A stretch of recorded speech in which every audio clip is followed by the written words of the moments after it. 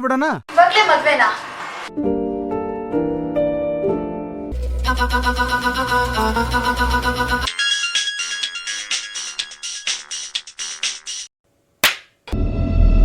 ಏನೋ ಮಗ, ಪಾರಿವಾಳಗಳು ಫ್ರೆಶ್ ಆಗವೆ.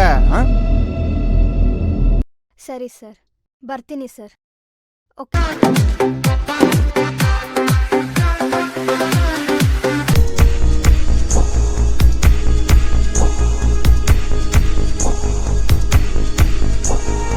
ಸಾನ್ವಿ. ಏನಾಗಬೇಕು ಅಂತಿದ್ಯಾ? ನಾನು ಫಿಲಮ್ ಆಕ್ಟರ್ ಆಗ್ಬೇಕು ಅನ್ಕೊಂಡಿದ್ದೀನಿ ಸರ್. ಓಕೆ, ಸಿಡೋ. ಇದೆಯಾ? ಹೆಣ್ಮಕ್ಳ ಮೇಲೆ ನಾವು ಕಷ್ಟಗಳು ಅನುಭವಿಸ್ಲೇಬೇಕು.